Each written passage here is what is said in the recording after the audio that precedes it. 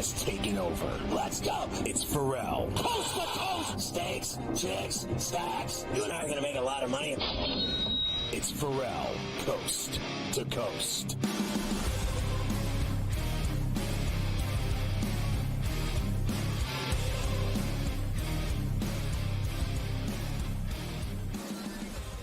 All right, hour two of Coast to Coast on a Where Do You Hurt Wednesday on SportsGrid. It's smarter to be on SportsGrid. Get the SportsGrid app on iOS or Android. It's free. You'll love it. Follow your favorite hosts like Carver High. And it has everything, stories, in-game odds, you name it. You can watch the network, listen to the network. The SportsGrid app on iOS and Android. Also, check out SportsGrid on X, SportsGrid-Live. You're good to go. You can watch us on X every day, always. All right, we're talking about the Dodgers and Mets. Game 3 tonight at Citi Field, just past 8 o'clock in the East in Queens. Yes, and here are the numbers for tonight. The Dodgers, Scotty, very small road favorite, minus 115 with Walker Buehler on the mound. You get minus 105 at this moment with the Mets. Total is a 7.5. Both these games, of course, in this series have gone over so far, the first two games. Will we get more of the same tonight in Queens? I think so, and I think it'll be so lit there, and I think the Mets will win. I think they are better than everybody. All they do is win. All they do is come through in the clutch. Big moments, big hits, big homers, big plays, double plays. They've been getting the pitching. They've been getting the relief. They've been getting the door closed. They're doing everything right. Mendoza's pulling the strings like a marionette. I like the Mets, and you keep giving me these prices. Thank you. They seem to be this year's magic carpet ride, right? It seems like there's one every year in baseball, and it feels like the Mets are the team that has that. I'll go with you with the Mets tonight. I'll go with you with the over tonight. I think the Mets, I think I told you yesterday, I think they'll win 2 out of 3 at Citi and find a way to win one of those 2 games at Dodger Stadium to get themselves back to the World Series. Series price, by the way, you can still get the Mets at plus 130 heading into game number 3 tonight. Dodgers minus $1.55. That, of course, for the series. So we can jump on that too. It really is. I mean, look, I get everyone's fascination with the Dodgers. For me, it's basically Ohtani. That's the fascination. Well, he hasn't done anything. Now, I'm sure that he could break out in Queens like a mother Ferreller. He could rake a home run every game. He could do a lot of damage. But he hasn't. So that price on the Dodgers, I don't understand why everyone's so fixated on them that they're going to win this series and go to the World Series and win the World Series. They're favored in everything.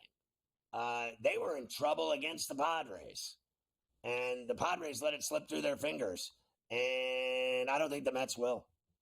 And I don't even like the Mets, but I respect them. I think they're a really good team. I think they are, in my opinion, right now, the best team in the remaining teams that are playing are the Mets. I think the Mets are the best team. They've been the best team. I've said it 5 million times since June 1st. They have been the best team in baseball all summer. And now it's almost for Halloween, and they're still the best team in baseball. And no one thinks they're going to win. It's so funny to me. All they do is win. All they do is win, and everyone still thinks it's the Dodgers. I think they're sadly mistaken. I mean, I won't, I'm not going to stab myself if the Dodgers win the series and go to the World Series, because then I can watch the Yankees beat them. Either way, you're going to have some fun with whoever, hopefully, the Yankees play next week for the World Series. One other baseball note before we get to the football. Phillies give Rob Thompson an extension through 2026. So despite the early exit this year, Rob Thompson sticking around in Philadelphia. And why not? He's done a good job there with the Phillies over the last couple of years. Keep everybody together with that. All right, let's get to a bunch of NFL that we have. Plenty today, of course, on a Wednesday as we start looking into week number 7. 7 weeks in. You have got to be kidding me. We spent lots of time yesterday on the news that Mike Tomlin was going to give Russell Wilson the starters reps this week at practice. I saw a bunch of reporters say today that, at least in the media portion, Wilson took all of the first team reps while they were out there. Here is Tomlin talking about the quarterbacks. Justin has been really good, and we've been really good at times, but not to be confused with great. Man, this is a competitive league, man. We're trying to position ourselves to be that team. And we got a player with talent who hadn't had an opportunity to play, so we're going to potentially explore those things. Sometimes it doesn't necessarily have anything to do with what Justin has done or has not done. Justin has been an asset to us, man. Last week, for example, man, his ability to utilize his legs by design and by ad lib was a significant component of that game. He rushed for 50-plus yards and 2 touchdowns in game. And so we're appreciative of that. We're appreciative of how he's taking care of the ball. But we're just looking at all the people at our disposal the same way that we do at any position. I got to tell you, I think it's a rake on his confidence that this guy has 10 touchdowns, 1 pick, and 1 interception, and he's getting benched. And he's 4-2, and he's getting benched for a guy that hasn't played in a year. Honestly, it makes no sense to me whatsoever. Like, listen, I think this guy has been so far removed from Seattle, the Russell Wilson that everyone knew that went to those Super Bowls. He's so far from that player, it's not even funny to me. So I got a problem with the decision. I just don't think it's a sound move at all. But I don't run the Steelers. In fact, you sent me this earlier, and I thought I would show it to you. That is, of course, the Fields numbers compared to C.J. Stroud, who everybody, he's the greatest thing since sliced bread in the NFL now when it comes to quarterback play. Obviously, a couple hundred less total yards, completion percentage 66-68, same number of total touchdowns. People will say, well, Fields has a lot of running ones, not throwing. So less interceptions and just a shade under him with the passer rating. Fields versus Stroud numbers. The numbers are almost identical. And what is the difference between a passing tutty and a rushing tutty on the SAT exam? And that answer is C, nothing. They all count as 6 points the last time I checked. They do all count as 6. It's ridiculous. Like a guy scores a touchdown, but you want him to throw it? That makes more sense to you? That works better for you? Well, then have at it. I need the guy in the end zone, either or. Okay, either or. They won the game in Vegas because of Fields. That was it.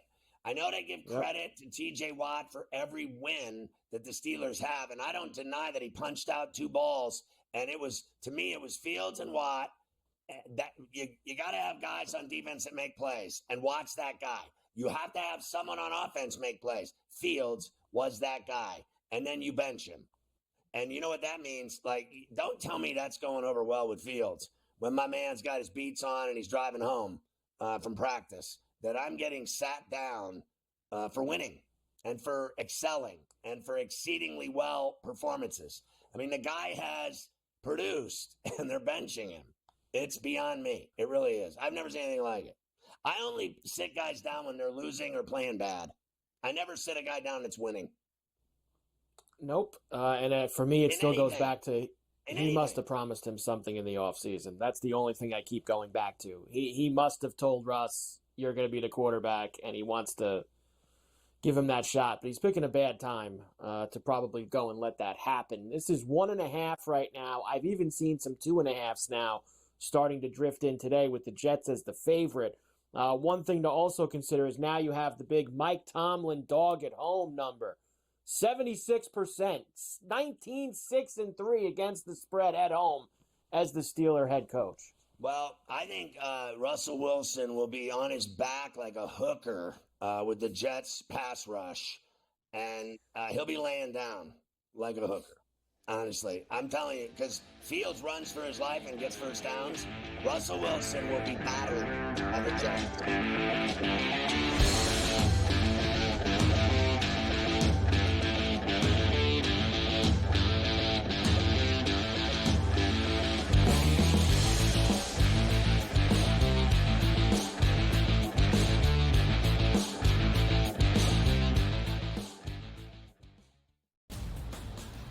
He already has more than 1,000 yards. The last 3 running backs to win the Heisman, Derrick Henry, Mark Ingram, Reggie Bush, did not have more than 650 in their opening 5 games of the year. Ashton Jeanty on pace to strike the pose in December. Statistics matter. Blow every record out of the water, and he will be a Heisman. Disgraceful performance by the head coach, not Gene. The Early Line, only on SportsGrid.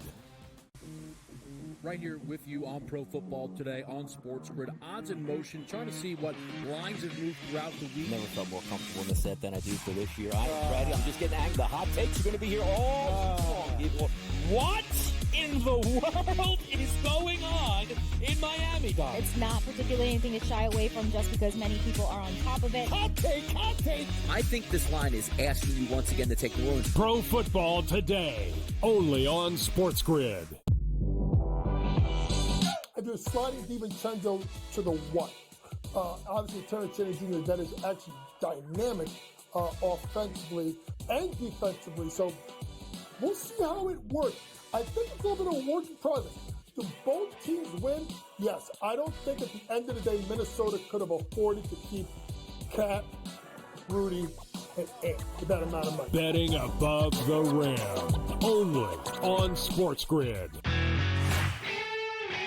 I do think they come back, and I think they win this game, but they've got to do it decisively. I think they've got to get that confidence back because they went out there, and like I said earlier, Kentucky almost beat Georgia. Kentucky almost did beat Ole Miss, and I think what you're going to see in this conference, if you don't play well and you're a top 10 team in the SEC, you're going to get knocked out by one of those top 25 teams in the SEC if you're not ready to play. Powered by SportsGrid.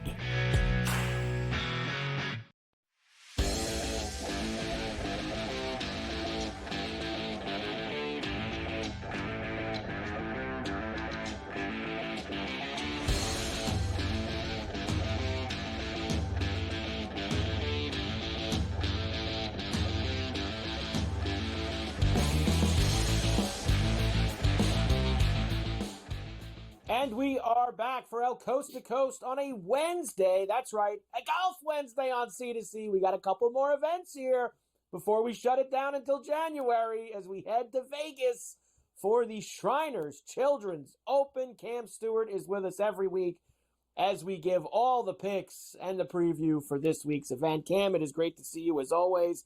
I guess none of us had Matt McCarty on the card. I had him the week before. I had him the week before, and I had Steven You had him at the Yeager, chicken tournament? Yes. I gave all my emails. It's unbelievable. I'm like, wow, I had McCarty because I watched this guy play before. He was like the best player on the Korn Ferry Tour.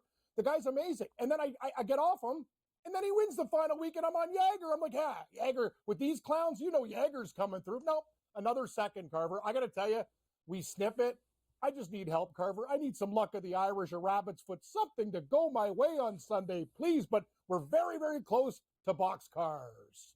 We're very close indeed as we head to Vegas this week, TPC Summerlin for the Shriners. And the one thing I notice off the surface here, Cam, now look, we've had pretty much the same exact fields here the last couple weeks, whether it was at the Chicken Tournament, last week in Utah, this week.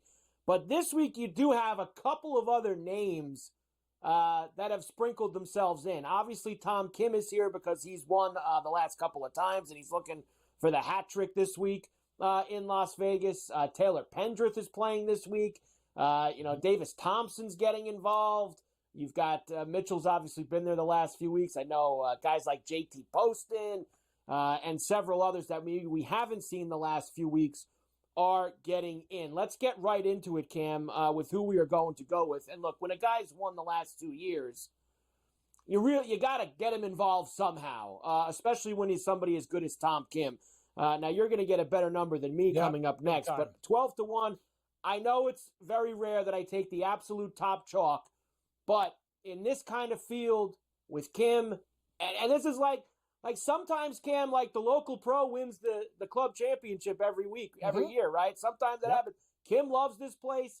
I'm willing to take him with this kind. It's not like even years he's had to beat Cantlay and others. None of those guys are even here. 12-1 for Tom Kim. Kurt Kitayama at 33-1. Eric Cole at 35-1. Hoagie Sandwich has some good history here as well at 35-1. And Taylor Moore, we'll get Moops involved at 75-1 this week out in Vegas. Love it, Carver. T-Moops instead of our Moops, our veteran, Ryan Moore, who went to UNLV. Kurt Kitayama, by the way, he's a UNLV Rebel too, Carver. Good local home game. People don't know that. So here's my guys. I got Tom Kim on a bet boost at 16-1 on one of my books, and that's insane. You have to play it when you're getting 4 points more. Steven Yager, second last week. Come on, Yager bomb. Let's finish it off and cheers at the end on Sunday. Eric Cole, he's an addiction that Carver and I can't get off. It's a real problem. 35-1, but T3 here last year. Harris English in great form. Matty Schmid going low. Watch out for this guy, Carver. He's peaking at the right time. And my boy Norlander, 90-1, finished T8 last week. He was in the mix. I thought he actually had a chance to win. So I'm going back to Norlander. Good course history here. Yeah, Norlander was involved, of course, last week. Almost got us the first-round leader. And I don't know why we weren't on Svensson. We talked about it on Twitter. That's a story for another day. Every single week we're on this guy. We play Svensson all the time for first-round leader, and we didn't leave him on the card last week. All right, my placements. I'm going to back Tom Kim up with a top 5 at plus 350. I think even if he doesn't win, he's going to be at the top of this leaderboard and have a shot. There's Big Bo Hostler for a top 10 at plus 330. Hoagie Sandwich, I'll back him up, T10 at plus 360. I got lots of 20s this week, Cam. I love some of these numbers. Cam Davis, top 20 at plus 190. Ricky Fowler, God, Ricky, we got to play well at some point. Top 20 at plus 250. JoJo Highsmith has been hanging around leaderboards. Good. Plus 400 for a T20 for him. And this is a complete dart throw. This guy has been putrid for months. But you're getting Taylor Montgomery back in his home area. He's from Las Vegas. He went to UNLV. Plus 800 for a top 20 for Taylor Montgomery. And Kim, he fell out of the top 125 last week. So he needs to get back inside of that, too, for when we come back in January. Montgomery with a big number.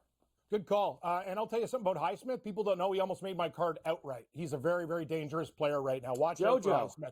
No, JoJo's a really good golfer, actually. People don't know. Tommy Kim, I'm with you, Carver. Plus 170 for a top 10. So we got win top 10. We'll throw him everywhere. We got Bo Hostler. This guy, honest to God, he should have multiple wins on tour. He's a guy, it's hard to win on the tour. Talk to Keith Mitchell about it. Plus 320. Hoagie Sandwich, plus 162. I'm with you on Cameron Davis, my namesake, plus 190. Harry Hall, another Brit who went to UNLV. Got to like the local connection this week, plus 210. And Andrew Putnam will do very well at this course. Just hit fairways and greens and hit a couple putts, and he could be in the winner's circle. How many late nights do you think Harry Hall spent at UNLV just grinding out ponies, like over at the sportsbook? I could just see Harry Hall be absolute pony grinder. Are we playing Monticello today? Me and Harry Hall sitting there with the Kangol and the cigar. Come on, Harry, let's go. Are we betting the standardbreds and thoroughbreds? You could tell that guy likes to throw it down. Big fan. First round leaders. If we are in Vegas, we have to roll the dice with Johnny Vegas. 55-1. First round leader for him. Bo Hostler at 55. Daniel Berger has been pretty good early in the week in these tournaments. 60-1 for him. KH Lee at 70. EVR 75-1. He can make a lot of birdies. Cameron Champ at 100-1. And same thinking with Taylor Montgomery. I'll also try him on Thursday at $110. And I'm seeing, Cam, I'm going to have to readjust some first round leaders a bit. A ton of wind is coming in late in the day tomorrow. The early tee times are going to be pretty good. Guys going out in the afternoon are going to have some heavy wind action at TPC Summerlin.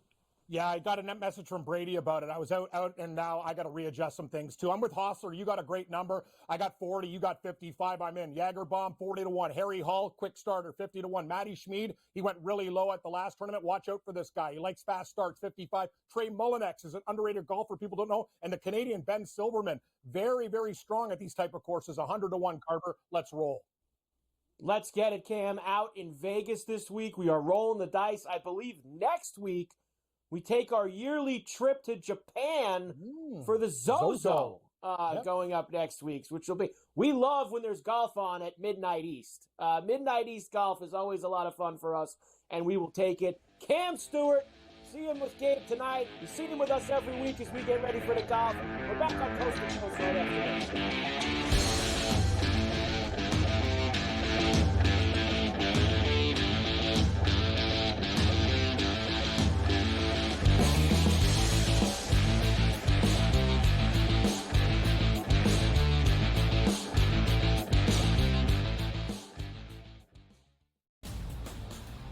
He already has more than 1,000 yards. The last 3 running backs to win the Heisman, Derrick Henry, Mark Ingram, Reggie Bush, did not have more than 650 in their opening 5 games of the year.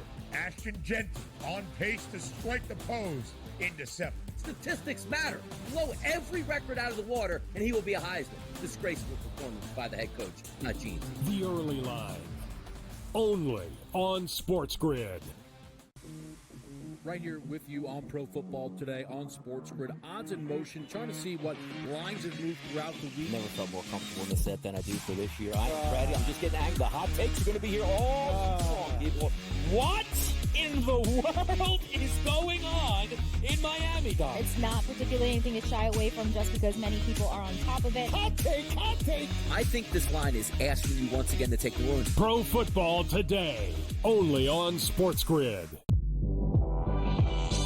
If you're sliding DiVincenzo to the one, obviously Terrence Shannon Jr., that is actually dynamic offensively and defensively. So we'll see how it works. I think it's a little bit of a work in progress. Do both teams win? Yes. I don't think at the end of the day Minnesota could have afforded to keep Cat, Rudy, and Ant with that amount of money. Betting above the rim, only on SportsGrid. I do think they come back, and I think they win this game, but they've got to do it decisively. I think they've got to get that confidence back because they went out there, and like I said earlier, Kentucky almost beat Georgia. Kentucky almost did beat Ole Miss, and I think what you're going to see in this conference, if you don't play well and you're a top 10 team in the SEC, you're going to get knocked out by one of those top 25 teams in the SEC if you're not ready to play. Powered by SportsGrid.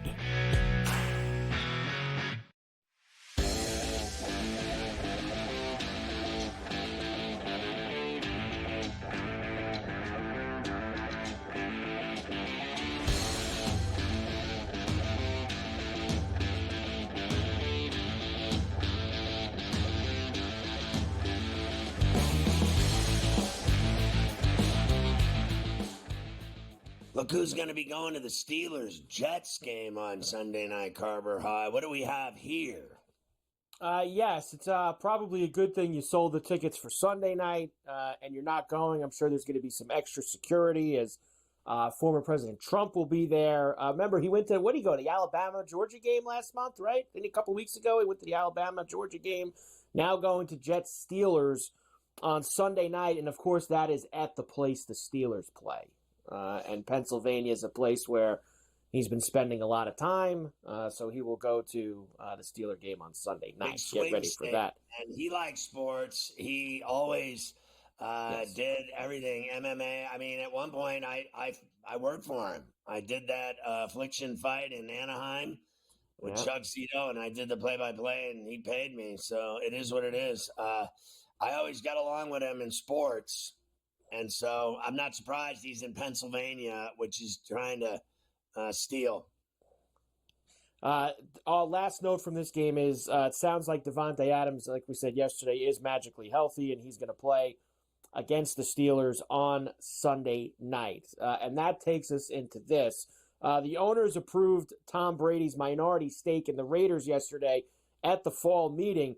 I remember you saying yesterday, and this is why this caught my eye, didn't you at some point yesterday say, Mark Davis, there's a reason. Mark Davis never talks to anybody, and there's a reason, because he shouldn't be talking. That's really what it comes down to with Mark Davis and the Raiders. So he actually did.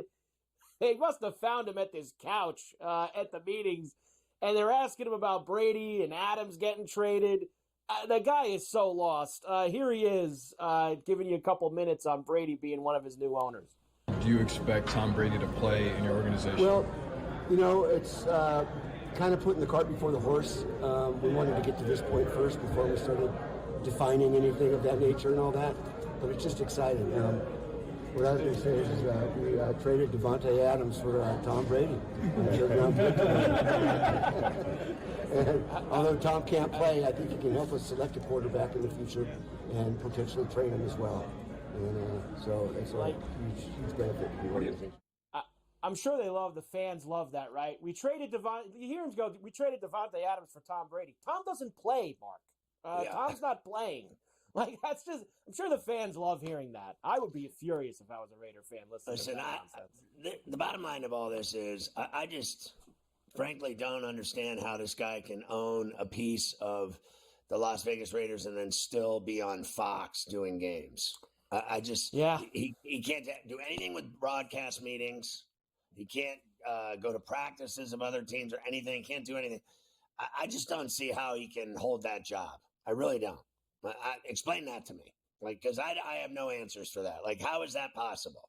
How can you be an owner and then be calling games on Fox? So this is all the stuff that he cannot do now as a minority owner. Now, they also say he has been following these rules since the season started because he knew that this was going to come. He's not permitted to be in another team's facility. He's not permitted to witness any practices. He's not permitted to attend broadcast production meetings. He's prohibited from publicly criticizing game officials and other clubs. He's subject to the NFL's gambling policy. He's subject to the NFL's anti-tampering policy. But he's been apparently doing all that for the first 6 weeks. It sounds like it makes his job a little bit harder on Fox, not being able to do all those things. You can't criticize officials, and yet that's what he's doing on Sundays. Like, how do you have that job? What they need to do is end it and put Olsen back in the number one spot, and that'll be the end of it. He can't. I just don't see how this works. I mean, what's next? He's going to run the United States? Like, this guy, what doesn't he do? Honestly. Can you imagine if he had to do that Bill Jet game on Monday night with that nonsense with the refs and not be able to criticize the and I was getting on Aikman a little bit because I thought Aikman was he was straddling that line. Like, he knew it was bad, but he wouldn't. I'm not only am I calling you out, I'm doing it by name. And then I'm, like, attacking your family. He already has more than 1,000 yards. The last three running backs to win the Heisman, Derrick Henry, Mark Ingram, Reggie Bush, did not have more than 650 in their opening 5 games of the year.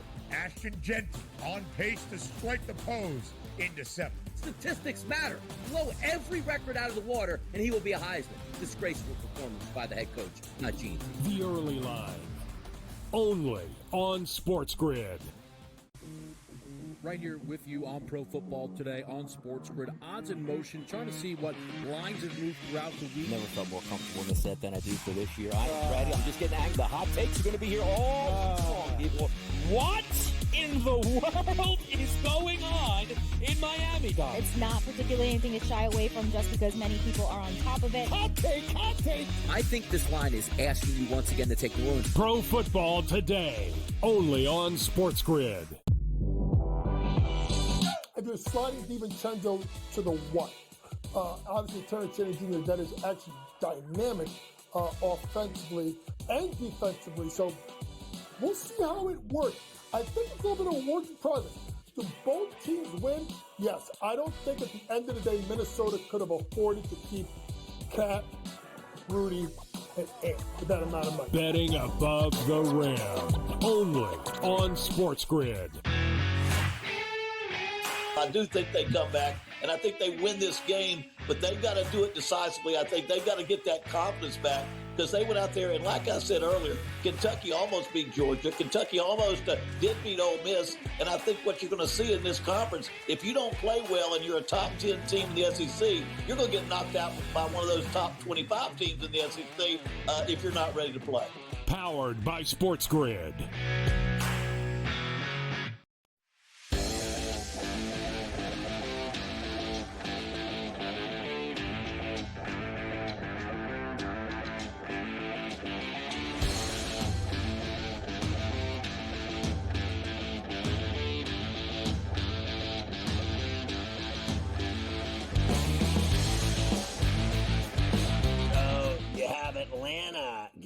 Another Super Bowl 2028, Mike. Super Bowl 62 going to the Benz. That is correct. So now the next 4 Super Bowls are lined up. Of course, 59 this season is going to be in New Orleans. They'll go back to Santa Clara for Super Bowl 60 next year. Then they will go to Los Angeles at SoFi for 61 and Atlanta to the Benz for 62. So, I mean, I guess whatever. I'd rather see them put Vegas. I know they were just at Vegas. So what? I hope Vegas is right behind Atlanta. Then if you're gonna go give Atlanta, and they'll give it they're to probably not Glendale going like they always do. Well, they got to squeeze Glendale in there again, and don't forget Miami or Tampa. They always are in Florida every couple years as well, so they'll squeeze them another one too. Miami's usually pretty high on the rotation.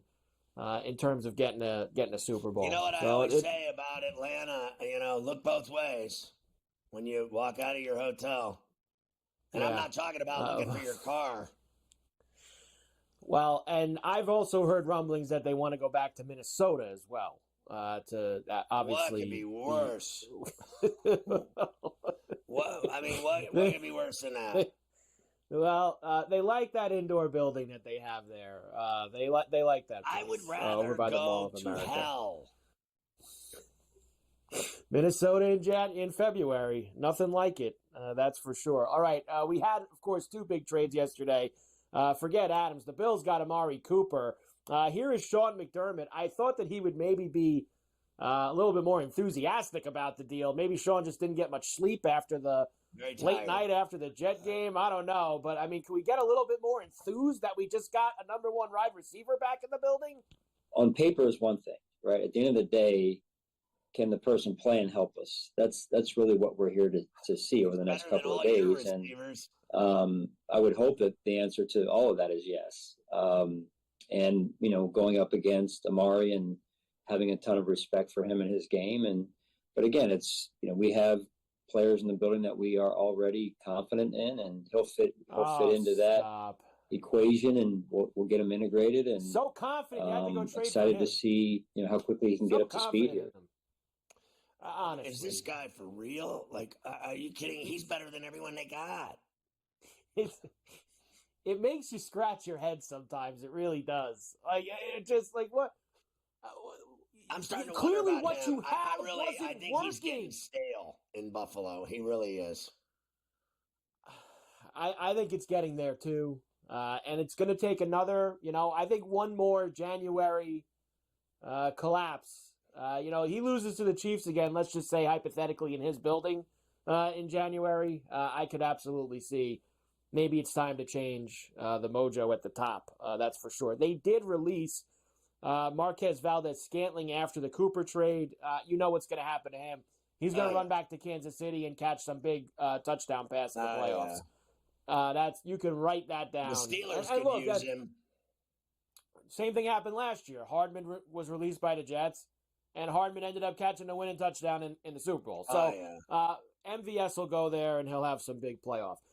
Tomorrow night, of course, will start week number 7. It'll be in New Orleans where all the festivities, Scotty, they're going to be honoring Drew Brees. Brees specifically asked that it be this game because Sean Payton was going to be coming back for the first time as the Bronco head coach.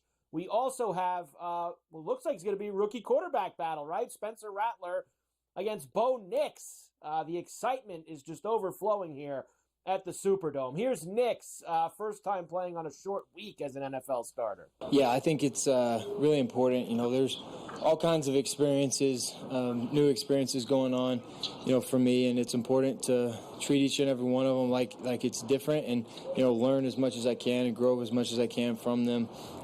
We've been in, literally almost every situation, possible at this point. So we just got to continue to battle and take it one game at a time and keep learning when our opportunities are there and not make the same mistakes over and over. Well, there you have it. Very exciting. So let's see if he can get it done on the road there in that hostile environment against that team on a night when they're having this big celebration for Drew Brees and Sean Payton's coming back. I mean, I can guarantee you one thing. The Saints don't want to F this up. No, they do not. The Broncos are still the favorites, as I told you yesterday. That's 2.5, and one of our lower totals of the week, 36.5. And I do agree with you. I think you will get over that number. You mentioned that yesterday. You think that we'll get over this number here tomorrow night. I do as well. I mean, they lost the Chargers and it went over. So why wouldn't this go over? And I think Rattler's more exciting than people give him credit for. He's kind of like Baker Mayfield when you think about it. He's a slinger. He runs around and tries to make plays, and he's got an arm. So let's go. Both of them can play. We've seen Knicks have some success when they won 3 in a row. Then they lose, and everyone acts like it's the end of the world. I still smell a little Saints here. I really do. Like, they lost at home last week, and they got smoked. But I honestly think that without Carr, they had a problem. And now that he's had one game of failure, I think he'll play better, Rattler. And I think that Baker Mayfield and the Buccaneers are better than the Saints anyway. I'm still going to sleep on this one tonight. I might just stick with the total, but I'm leaning to the Broncos right now. But I'm going to sleep on it tonight before tomorrow's show, and then I'll figure it out. Right. We also have a big slate this week, as I was telling you yesterday, including a rematch of the Super Bowl last year. How about this? The Chiefs going to Santa Clara to take on the 49ers. Niners minus 1.5, 47.5 is the total. That, of course, allows me to also bring out one of our favorite Patrick Mahomes numbers. Mahomes as an underdog against the spread, 11-1-1 in his career. 83% of the bets are on the Chiefs. So Mahomes usually very good in these spots when you're giving him a couple of points. And the other thing is that Andy Reid, after a bye, is like 5,002. Yes. They just never lose after a bye. And he never loses. And then this guy never loses either, Mahomes. And, I'll give you this. The Niners can't beat them in the Super Bowl. Maybe they can beat them in a game that doesn't matter. I agree. I actually think the Niners are going to win on Sunday. I think it's win a game that doesn't matter. When it matters, they can't beat them. Neither can Baltimore. I think the Chiefs have they've been kind of on the line of losing here the past couple of weeks. I get it; they're 5-0, but they haven't been playing great teams, and they've been getting by. Saints, Chargers, a few of the they're playing. They're playing a big time team here on Sunday. I know the Niners have had their problems as well so far this season, but I think the Niners are they're going to be up for this game, especially at home. I think you're going to get a good game from Purdy. A couple of their guys are getting a little healthier. Their defense still is a little bit of a question mark to me, and that's always dangerous with Mahomes coming in. But I think the Niners, Scotty, are going to find a way on Sunday against the Kansas City Chiefs. Couple of injury news for you today, especially ones involving the New York Giants. Left tackle Andrew Thomas is done for the season. He had surgery on his Lisfranc injury on his foot this morning. That's bad news for them because he is as most left tackles are, he's the anchor of that line, and they got a big problem with him. Whenever he has been out the last 2 years, they lose. Their season has completely gone downhill. So we'll see what happens with them, especially with the Eagles coming. And Neighbors did practice today. He hasn't played the last 2 games. He technically is still in concussion protocol, but was on the field practicing. So maybe by Friday, Saturday, he'll get cleared from that, and they will have him out there against the Eagles. Yeah, and then throw the ball to him 20 times. That's the only way they can win.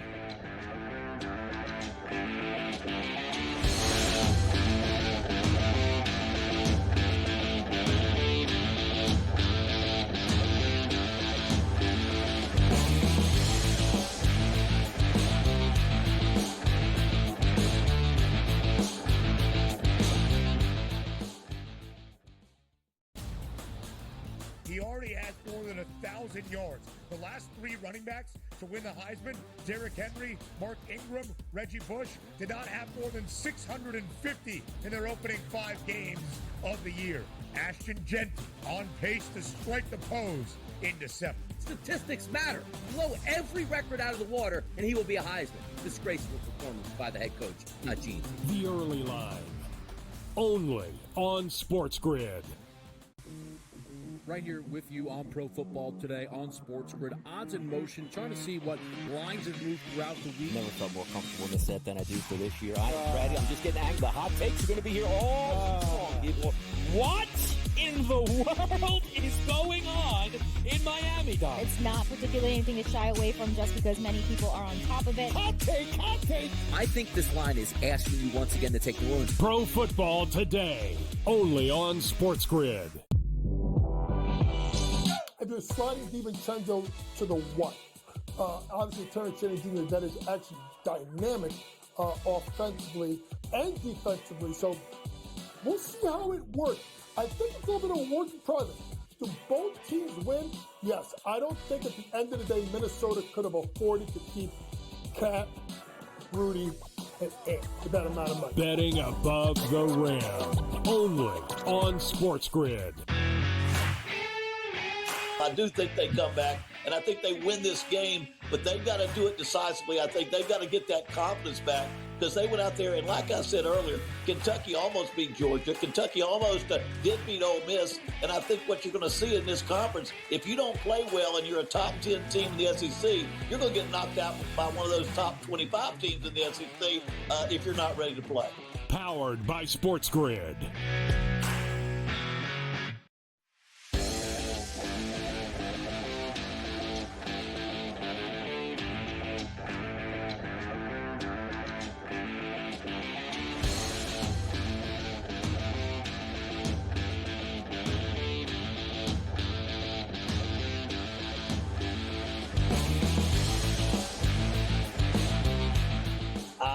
Love talking to Brian Custer B-Cust from PBC and ESPN. He's extraordinary. He does everything. He does college hoops. He does all kinds of stuff, but he loves doing the boxing. He's calling a fight on Saturday night in Orlando, and it's a really good one.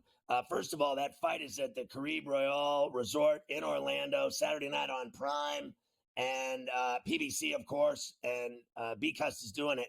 It's Tim Tszyu, who we interviewed at Las Vegas at the Canelo fight. I talked to Tim, and I talked to him at some length about his old man, Kotsa Tszyu, who was a great fighter in his own right. And then B-Cust had to break it down and tell me all the bad news about, like, I didn't know they were a little bit estranged. I know that he's an Aussie, Tim, and I didn't know that his dad hasn't been going to his fights since basically the jump. Listen, I mean, he's going to come to his fight. It's going to be the first time since he's attended Tim's fight since 2016 when he made his professional debut.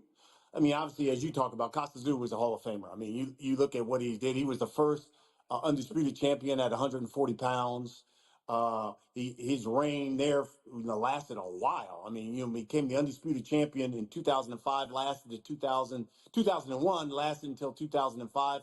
But he will be there. He will be in his corner. It'll be the first time, again, since, that he has, in 8 years, basically, that he's been at one of Tim's fights. Tim is fighting, obviously, the IBF champion in Bakram Murtazaliev. Murtazaliev won the title earlier this year, went over in Germany to win it. This was obviously one of the titles that Jermell Charlo had once held. And so, Tim Tszyu's trying to become a two-time champion. We remember, he had that first fight on Amazon pay-per-view Prime in March where he fought Sebastian Fundora. Remember that bloody fight? Yeah. He got the gash over his head, Right. And that was just, oh, my God, it was a great fight. And, he lost a split decision there and lost his title then. I remember talking to him about it, and it was like a scene out of a gory movie. The guy was gushing blood. He said it was burning in his eyes, and it really affected him in the fight. I think Tim's a really good fighter like his dad was, but that really cost him that night when he caught that shot in the top of his skull, and it just was pouring down. I said to him that it was like Carrie. Remember the movie? Yes. They're all going to laugh at you.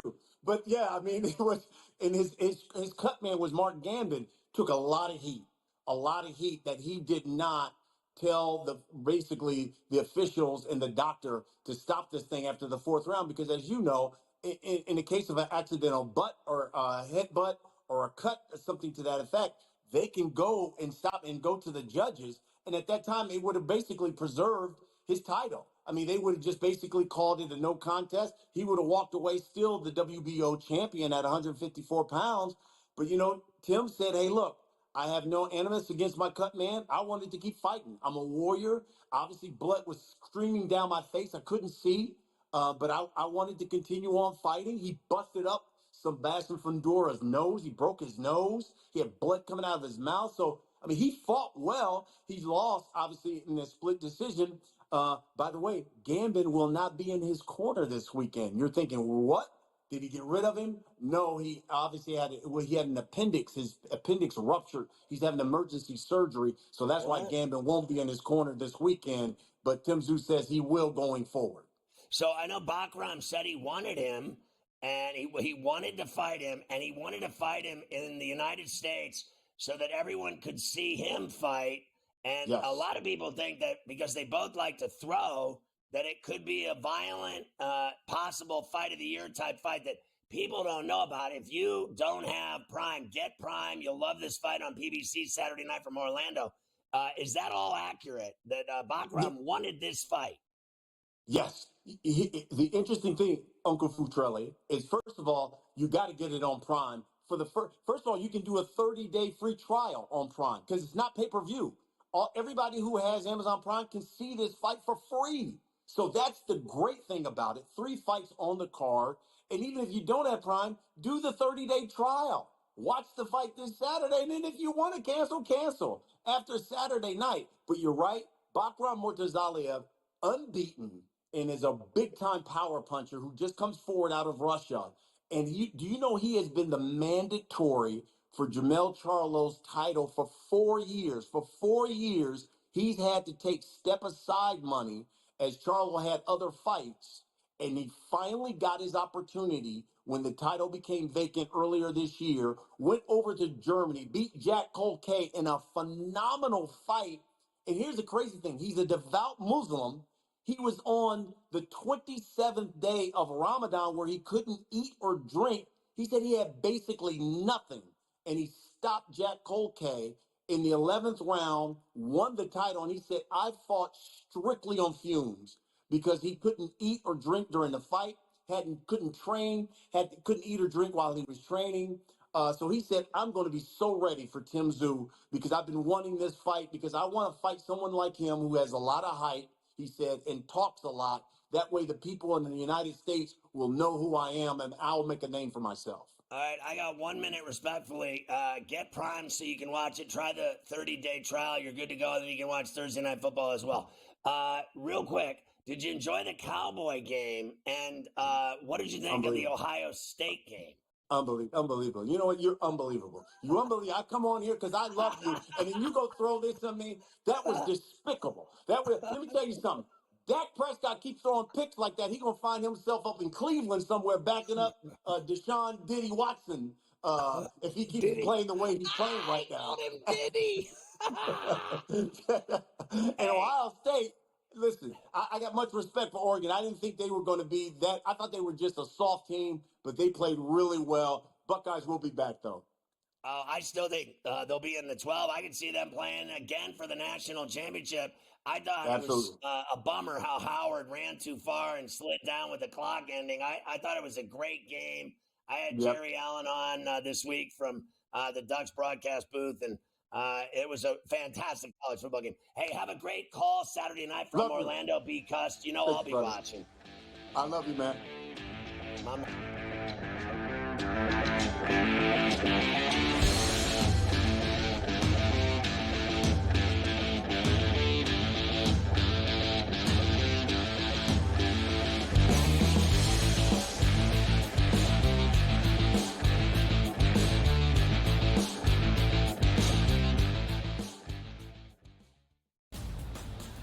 He already has more than 1,000 yards. The last 3 running backs to win the Heisman, Derrick Henry, Mark Ingram, Reggie Bush, did not have more than 650 in their opening 5 games of the year. Ashton Genty on pace to strike the pose in December. Statistics matter.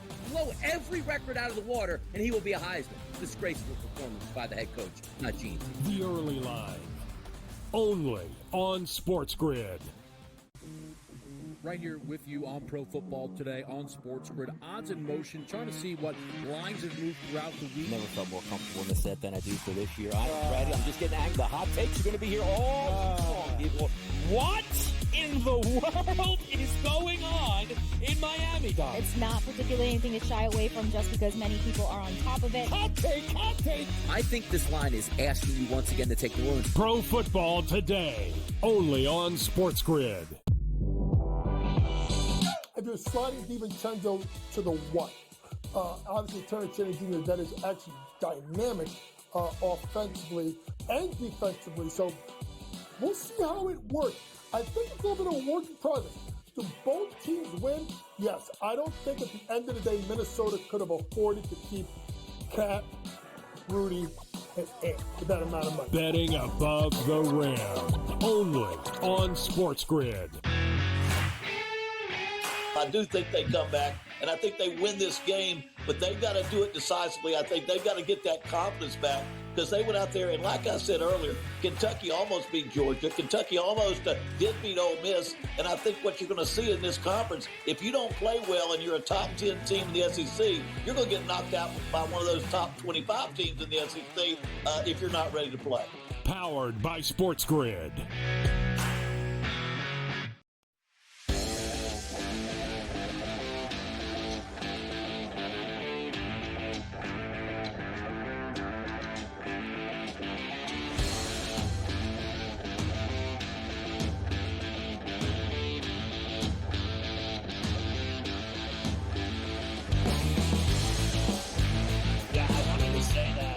Mike, on before I forgot, seriously, like I had to say it on air. Like I was at that Danny Garcia Landy fight, Eris Landy. It was Lara, Eris Landy Lara. Excuse me, I'm tripping. That was the worst fight I ever saw in my life. I was there. It was the worst fight. I have gone to fights for 40 years. I have never seen a worse fight in my life. Not only that, did you see in that fight, like he literally jabbed him in the face and he went down and his dad threw in the towel. Like he didn't even get punched and he quit. He literally, Danny Swift Garcia, Philadelphia's finest, the 2-division champ. He literally wussed out and gave up, never threw punches. The whole fight did nothing. It was like he was invisible. And it was the worst fight I ever went to in my life. And I'm not going to sit here and pull punches and not. That's like saying you don't watch and the ref sucks. You don't say the ref sucks. I go to a fight that sucks. I'm at the fight. I'm yelling, this is the worst effing fight I've ever seen in my life. I was in the third row. They all heard me. When I start yelling, people hear me. Believe me, they think there's a fire. It was the worst fight I ever went to in my life. Worst fight I ever saw in my life. Lara Danny Garcia, worst fight ever. The only silver lining I suppose I could give you is it wasn't the main event. I guess that's well. Thank at God. least there was another fight after it, and you didn't have to walk out after that. Our boy Sweet Hands Plant, that fight was good, and then the terrible Garcia fight, and then the Canelo fight. At least Berlanga went 12 rounds with Canelo after getting knocked down in the third, so that fight was decent. It was decent. Canelo dominated, but it was decent. And then the other fight was the worst thing I've seen better fights with my neighbors.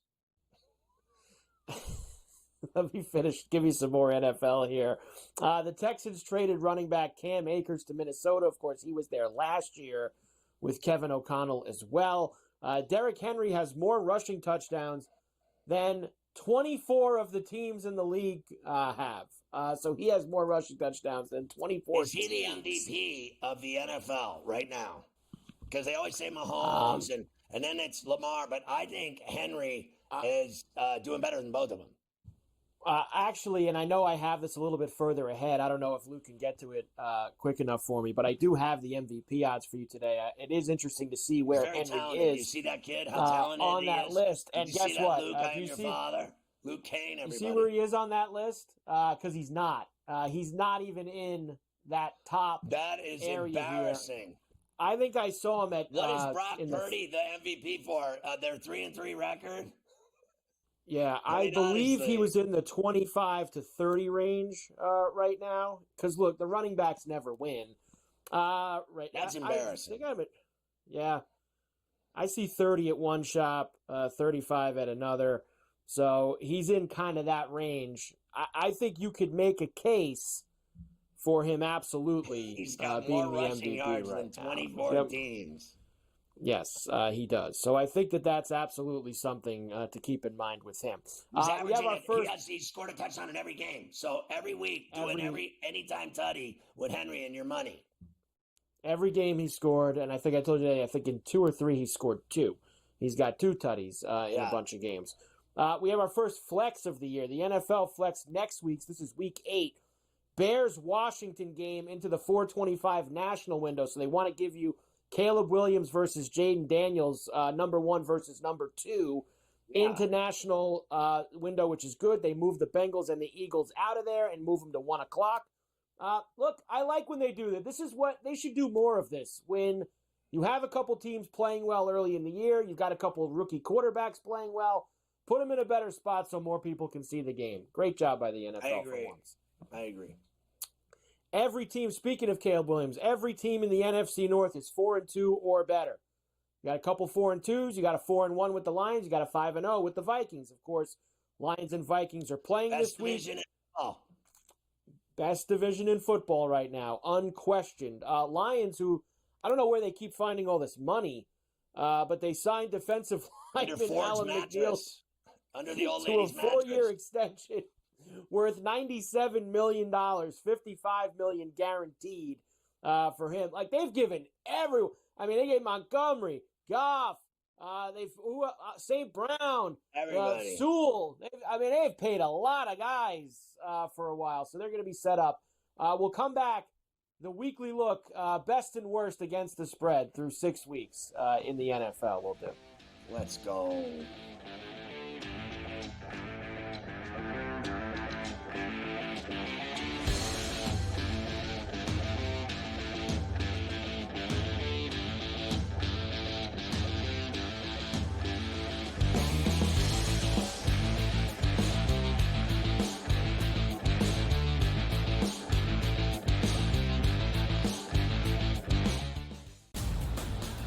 He already has more than 1,000 yards. The last 3 running backs to win the Heisman, Derrick Henry, Mark Ingram, Reggie Bush, did not have more than 650 in their opening 5 games of the year. Ashton Genty on pace to strike the pose in December. Statistics matter.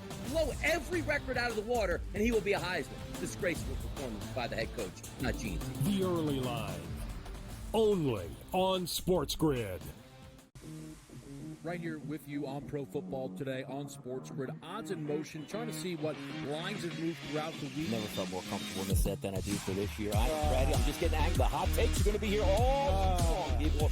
What in the world is going on in Miami, Dog? It's not particularly anything to shy away from just because many people are on top of it. Hot take. I think this line is asking you once again to take New Orleans. Pro Football Today, only on SportsGrid. I do sliding DiVincenzo to the what? Obviously, Terrence Jr., that is actually dynamic offensively and defensively. So we'll see how it works. I think it's a little bit of a work in progress. Do both teams win? Yes. I don't think at the end of the day, Minnesota could have afforded to keep Cat, Rudy, and Ant with that amount of money. Betting above the rim, only on SportsGrid. I do think they come back, and I think they win this game, but they've got to do it decisively. I think they've got to get that confidence back because they went out there, and like I said earlier, Kentucky almost beat Georgia. Kentucky almost did beat Ole Miss, and I think what you're going to see in this conference, if you don't play well and you're a top 10 team in the SEC, you're going to get knocked out by one of those top 25 teams in the SEC if you're not ready to play. Powered by SportsGrid.